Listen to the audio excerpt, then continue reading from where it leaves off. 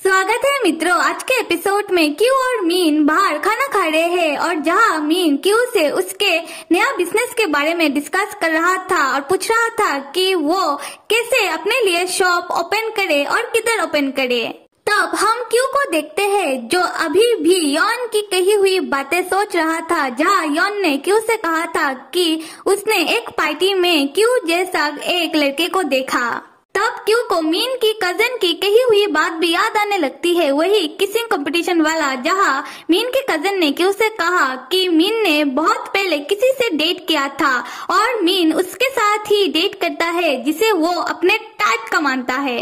और ये सारी बातें अपने मन में सोचते हुए क्यू खाना खाने वक्त मीन से पूछता है कि मीन तुम एक बात मुझे बताओ, उस दिन जब हम बाहर गए थे और तुमने जो मुझे मेक ओवर दिया था, क्या उसके पीछे कोई स्पेशल रीजन है या फिर तुम किसी को पसंद करते हो और उसकी तरह तुमने मुझे ड्रेस अप करवाया था। मीन कहता है कि ओ तो क्यू तुम्हें पता चल गया और अपने फोन में से एक बंदे का फोटो दिखाते हुए क्यू से कहता है कि क्यू मैंने तुम्हें इसकी तरह ड्रेसअप करवाया, पता है ये कौन है?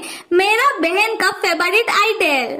मेरी बहन के फोन में तो इसका बहुत सारा फोटो है और वो मुझे भी अपनी फेवरेट आइडल का फोटो भेजती रहती है। मेरी बहन को तो इसके ऊपर क्रश है और हाँ, मैंने सोचा कि इसकी तरह लुक देने से तुम्हें कोई पहचानेगा नहीं। लो भाई कर लो बात। खैर आते स्टोरी पर, जहाँ मीन क्यू से पूछता है कि क्यू तुमने अचानक से ये सवाल मुझसे क्यों पूछा? क्यू कहता है कि बस ऐसे ही जानना था इसी कारण, और अपने मन में सोचने लगता है कि मैंने तो सोचा था कि मीन ने उसका एक्स की तरह मुझे तैयार करवाया था उस दिन, क्या मैं शायद कुछ ज्यादा ही सोच रहा हूँ? अगले सीन पर हम क्यू और मीन को उनके घर में देखते हैं, जहां क्यू मीन को उसका नया बिजनेस आइडिया के बारे में पूछ रहा था और बिजनेस के बारे में समझा रहा था। तब मीन कहता है कि मैं कल मेरा बिजनेस प्लान तैयार कर लूंगा और क्यू मैं तुम्हें मुझ पर प्राउड जरूर फील करवाऊंगा। और क्यू को ये कहते हुए कि क्यू चलो एक साथ जाकर नहाते हैं। मीन तब हंसते हुए क्यू को अपने गोदी में उठा लेता है। मीन तब क्यू से कहने लगता है कि क्यू अब लग रहा है कि मेरे लाइफ में भी एक वजह है। उस समय भी हम क्यू को देखते हैं जो बहुत गहरी सोच में था और अपने दिमाग में से वो निकाल ही नहीं पा रहा था यॉन की कही हुई बातें और मीन की कजन की कही हुई बातें और अपना शक। तब ये सब बातें सोचते हुए क्यू बहुत ज्यादा परेशान होने लगता है और मीन तब क्यू से पूछता है कि क्यू क्या हुआ है तुम्हें, क्या तुम ठीक हो?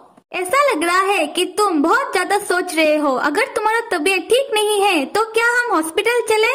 क्यू मीन को हक करते हुए कहता है कि नहीं मैं ठीक हूँ और अपने मन ही मन तब कहने लगता है कि मैं कर क्या रहा हूँ, मैं क्यों दूसरों ने जो कहा इस बारे में सोच रहा हूँ। मीन तो कितना अच्छा है, पर उसके ऊपर डाउट करने से तो अच्छा है कि मैं उससे पूछ ही लूं। और क्यू तब मीन से बहुत ही सीरियसली पूछने लगता है कि मीन जब तुमने अपना फीलिंग मुझे पहली बार बताया था तो तुम्हें याद है कि तुमने मुझसे क्या कहा था?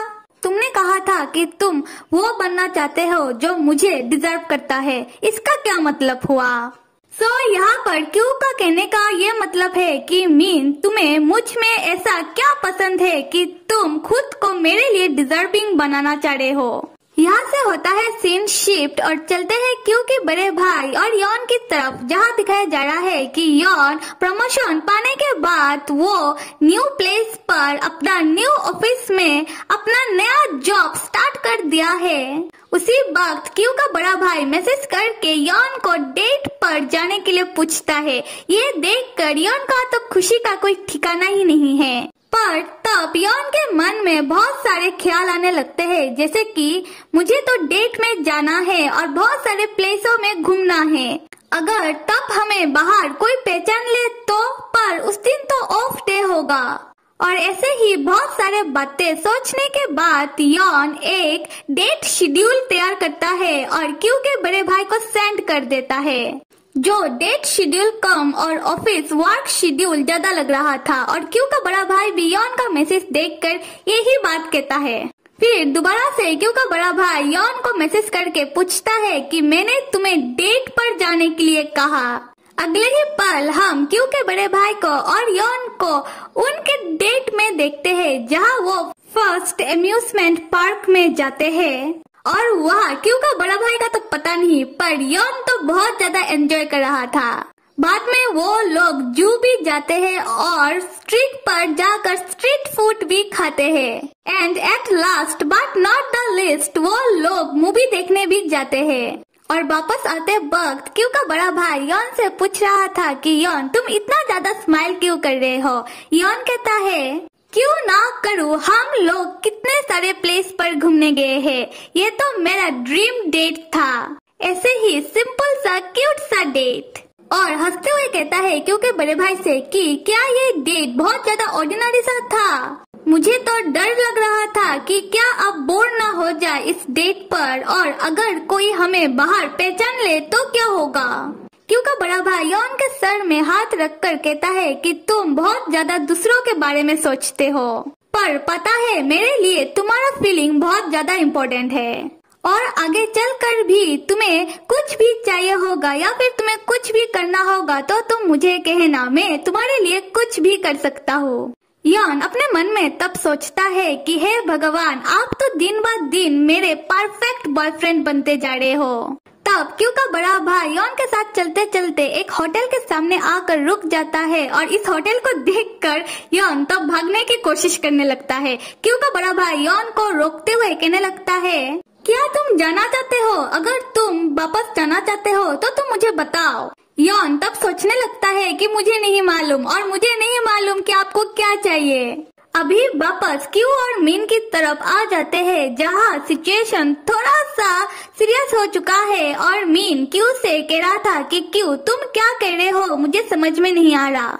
अगर मैं आंसर ये दूं कि मुझे तुम बहुत ज्यादा पसंद हो, तुम्हारा ये सुंदर सा फेस, तुम्हारा ये आंखें, नोज और तुम्हारे बारे में हर एक चीज मुझे पसंद आती है। क्यों तब सीरियस लुक देते हुए मीन से कहता है कि ओ अच्छा, और पहले तुम जिसे डेट करते थे उसके बारे में क्या, उसके बारे में भी कुछ बताओ। तब मीन भाई साहब का पसीना छूटने लगता है और क्यू से कहता है कि क्यों अचानक से तुम ऐसा क्यों पूछ रहे हो। बेबी मुझे तो ये लगा था कि पास्ट में कौन था कौन नहीं, इससे तुम्हें कोई फर्क नहीं पड़ता। क्यू तब कहता है कि मुझे फर्क कैसे ना पड़े। मीन कहता है कि क्या तुम्हें सच में फर्क पड़ता है। क्यू तब और भी सीरियस लुक देते हुए मीन के गालों को पकड़ के कहने लगता है कि मीन ये बताओ कि मैं कितना हद तक उसके जैसा दिखने में हूँ। मीन कहता है कि किसी भी हद तक नहीं। क्यू तब मीन से कहता है कि ओवर स्मार्ट मत बनो और जो पूछा उसका जवाब एकदम सही से दो। मीन रोते हुए तब कहता है कि हाँ बता रहा हूँ थोड़ा बहुत। क्यों पूछता है कि कितना थोड़ा बहुत। मीन कहता है कि देखा जाए तो तुम दोनों का 2 आंखें हैं। क्यों तब गुस्से में आ जाता है और मीन से कहता है कि पागल समझ के रखा है क्या, सब लोगों का ही 2 आंखें होता है। मीन डरते डरते कहता है कि तुम दोनों का पर्सनैलिटी बिल्कुल भी नहीं मिलता, तुम दोनों nature wise totally different person हो। तब हम क्यू को देखते हैं जो बिल्कुल उदास हो गया था और मीन से कह रहा था तो तुम फर्स्ट टाइम मेरे पास इसलिए आए थे कि मैं तुम्हारे एक्स जैसा दिखने में हूँ। मीन क्यू को एक टेबल के ऊपर बैठाते हुए कहता है क्यों तुम मुझे माफ कर दो, मैं तुम्हें निराश नहीं करना चाहता था। अगर मैं तुम्हें ये बात बता देता तो तुम्हें बिल्कुल भी अच्छा नहीं लगता, तुम बहुत ज्यादा सेट हो जाते। तो मैंने सोचा कि मैं तुम्हें ये बात कभी भी नहीं बताऊंगा, पर अभी मैं तुमसे झूठ नहीं कहूंगा। क्यों जब मैंने तुम्हें पहली बार देखा तब कुछ कारण से, और हाँ तुम थोड़ा उसके जैसा हो दिखने में, इसी कारण तुम मुझे तब पसंद आए। पर अभी तुम मुझ पर विश्वास करो, मैं कसम खाकर कहता हूँ कि मैं सिर्फ तुमसे और तुमसे ही प्यार करता हूँ। और हम क्यू को देखते हैं जिसको बहुत ज्यादा बुरा लग रहा था, क्योंकि पहले तो उसे यही लग रहा था कि मीन ने उसे फर्स्ट टाइम देखते ही पसंद कर लिया था, और अभी उसे ये मालूम पड़ रहा है कि मीन ने उसे इसी कारण पसंद किया क्योंकि उसका शक्ल मीन की एक्स की तरह दिखने में है। क्यू तब मीन से कहता है कि बहुत मुश्किल है ना उस आदमी को भुला पाना। हाँ हो सकता है कि तुमने कुछ भी जानबूझकर नहीं किया, पर अनजाने में ही तुमने मुझे उस आदमी के प्लेस से रिप्लेस करने की तो कोशिश की। तब हम मीन को देखते हैं जिसे क्यू की ये बात ज्यादा तो समझ में नहीं आ रही थी, फिर भी वो क्यू को समझाने की कोशिश कर रहा था और क्यू से कहता है, क्यू मुझे नहीं मालूम और ना ही मैंने ऐसा कुछ भी सोचा है। और क्यू जो उल्टा ही बात किए जा रहा था और मीन से कहता है कि हाँ हो सकता है कि तुमने कुछ भी क्लियरली ना सोचा हो, पर तुमने मुझे उस दिन उसकी तरह तो मेकओवर दिया था। मीन कहता है कि क्यू जैसा तुम समझ रहे हो ऐसा कुछ भी नहीं है। दूसरी तरफ क्यू जो बहुत ज्यादा दुखी होकर जाने लगता है और मीन से कहता है कि मुझे तुम कुछ देर के लिए अकेला छोड़ दो। तब मीन जिसे खुद भी बहुत ज्यादा बुरा लग रहा था वो जाकर क्यू को पीछे से हक कर लेता है और बच्चों की तरह कहने लगता है कि क्यू तुमने तो कहा था कि हम दोनों एक साथ नहाने जाएंगे, तो तुम मुझे छोड़कर कैसे जा सकते हो। दूसरी तरफ हम क्यू को देखते हैं जिसे कुछ भी सुनने और समझने में फिलहाल तो इंटरेस्ट नहीं है। खैर जब मीन क्यू को पीछे से पकड़ लेता है, क्यू कहता है कि छोड़ो मुझे, मीन कहता है कि नहीं। क्यू तब बच्चों की तरह छटपटाने लगता है ये कहते हुए कि छोड़ो मुझे छोड़ो। मीन कहता है कि मैं तुम्हें अकेला नहीं छोड़ने वाला। उस समय गुस्से में आकर क्यू कुछ ऐसा करता है जिससे मीन की हालत पतली हो जाती है। बेचारा दर्द में नीचे छटपटाने लगता है। तब क्यू जाने लगता है मीन से ये कहते हुए कि हो सके तो तुम टैक्सी लेकर यहाँ से चले जाओ और मेरे वॉलेट से पैसे ले लेना टैक्सी के लिए। दूसरी तरफ मीन जो नीचे गिर के दर्द से चिल्लाने लगता है और क्यू जो अपने कमरे में जा रहा था वो मीन की ऐसी हालत देखकर तुरंत ही मीन के पास आ जाता है ये पूछते हुए कि मैंने तो इतना जोर से नहीं मारा, ज्यादा दर्द हो रहा है क्या। तब मीन उठकर क्यू को टाइटली हक करते हुए कहता है कि क्यू मैं तुम्हारे बारे में बहुत ज्यादा फिक्र करता हूँ और मैं झूठ नहीं कह रहा था, सच में बहुत ज्यादा दर्द हो रहा है। क्यू तुम कैसे भूल सकते हो कि हमने प्रॉमिस किया था कि चाहे कुछ भी हो जाए, चाहे कोई भी प्रॉब्लम आ जाए, हम दोनों उसे मिलकर सॉल्व करेंगे और अभी तुम मुझे छोड़कर जाना चाहते हो।